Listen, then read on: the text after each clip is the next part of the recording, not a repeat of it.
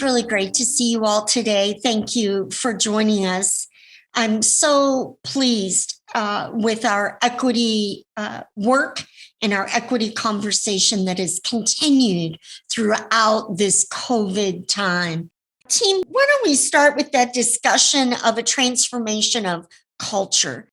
The shift in culture has to be not about what we do, but about who we are.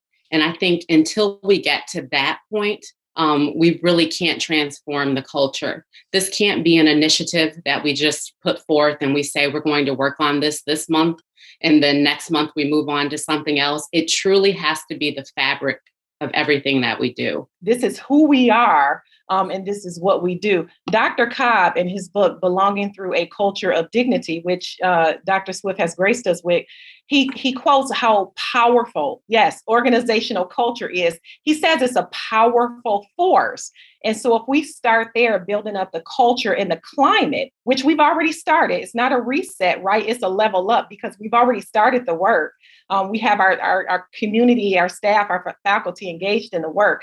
But it really is all about the culture. We have the equity, our student equity team here at Tappan Middle School. We're gearing up to start our SOCA, Students of Color Allies group here next year in the fall. We have our Gay Straight Alliance committee here at Tappan, and not just at Tappan, but these committees and clubs are throughout many of our schools in this district. So I agree, the importance of students to have a voice is critical in this work. We have engaged with Dr. Banks and the Washtenaw Intermediate School District to bring forward two really powerful speakers and voices in the area of equity, Dr. Richard Milner and Dr. Yolanda Seeley Ruiz. And I have to say, this is Dr. Milner's book, and it is called Start Where You Are, But Don't Stay There. And this title of the book really, I think, captures what it is we're trying to do, is to illustrate that we are on a journey together.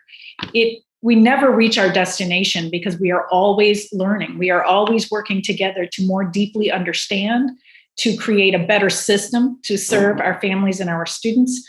And we do that by indulging and provoking thought in each other and thinking about the experiences of others, but also looking into ourselves at our own experiences. So one of the things that we've done here at Pattongill is we created a book club. It was voluntary.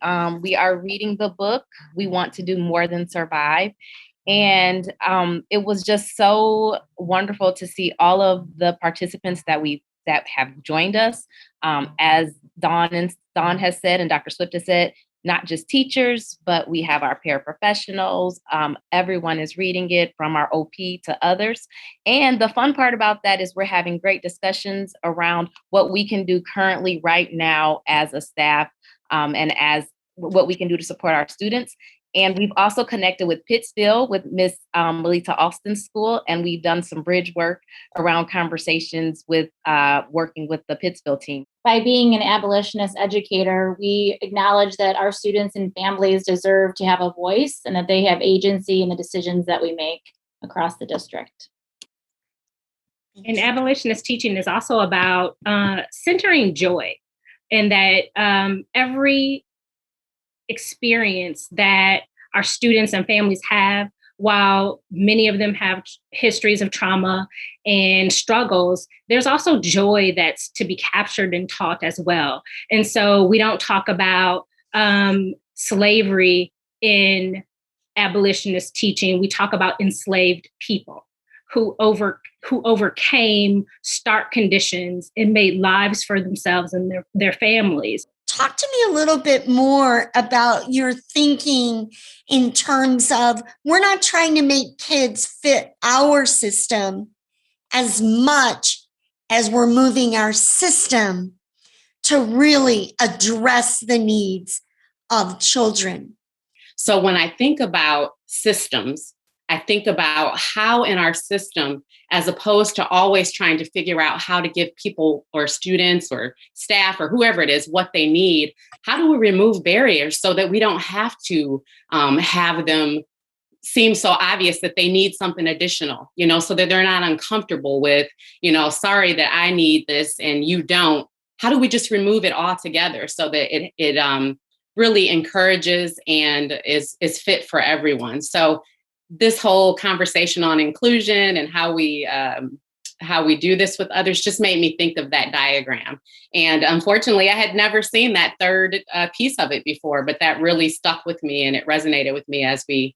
Yeah, Ms. Lankford, I think to speak to that, I think our work in our system is really about how do we dismantle those structures, those barriers, so that we really position ourselves as educators in Ann Arbor Public Schools to recognize the full humanity of our students and our families, to really be able to help them preserve their dignity as young people as they walk through our doors exactly as they are, knowing that we are there to welcome them exactly as they are. We want them exactly as they are. It's about that old adage, having kids come where they are celebrated, not where they're tolerated, right? So it's about taking our system to one that celebrates our students, not just tolerates them.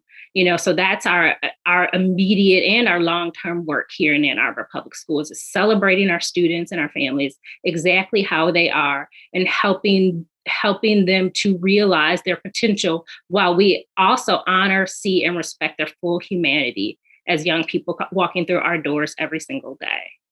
Ms. Parks, I agree. And I think that it's important for educators to be intentional, because our students, they come to us and they haven't always been given permission to be who they are. And it's important that we give students and our parents and our community permission to be who they are, and let them know that we're going to respect them and we're going to love them and we're going to learn about their cultures no matter what. We have a student affirmation statement that we read every morning during our home-based advisory.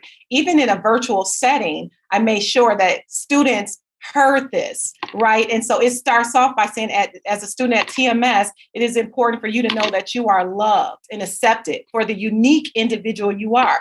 Please know you are important to every adult here at Tappan. Students need to hear this type of language, and then not only hear it, but they have to believe it. And they believe it by not just what we say, but what we do also. Could I add into Ms. Lankford's metaphor? And the third example also reminds me of the history of this work, in that, there are a lot of people who've been around Ann Arbor for a while, including on the board, I'm sure, who can point to past initiatives around equity and justice issues. And we've done this, we've done it. Well, we're still doing it. And I think that's a great example of how we continue to build on the work. We may have in the past put the boxes under kids' feet, but now let's take down the fence and put up the fence that we can see through. So this is like continuous, sustained over time, and it builds on the work that we've done in the past. It's not in a different direction. It's continuing that work. And I like to share one of the things that we're working on with our staff with BRIPAD is bridging our Bryan and Pattengale communities, as they are two schools, one community. But one of the things we're reminding is that Dr. Brown talked about that the students come with, two backpacks, and one backpack is full of their supplies and the other backpack is what they bring to school, what they bring from their home, from all of their neighborhood and community. And so one of the things that just having those conversations with staff, reminding them to open that child's backpack, find out, put the supplies to the side, but find out what's in that second backpack. What are they carrying on their back every day as they enter our buildings and come to Ann Arbor Public Schools community? And I think what we've been saying today is universal across all students. And that is working and interacting with students of where they're at, and having us as the adults adjust and adapt and embrace those students in a fashion where they are feeling safe, where they are feeling respected, and where they're feeling that they can flourish and grow on a daily basis. Right? Like, no one is going to come to save us to do this work. we are here now and we are ready to meet the moment in front of us in service to our students. And so, yes, it's difficult. Yes, it's challenging, because to be a true abolitionist, you have to put something on the line, right? And that can sometimes be a scary prospect. Sometimes we don't get the results and the feedback that we had hoped to get, because you have to get out there sometimes and tell people things that they don't want to hear, and you have to be willing to hear things you might not want to hear in return.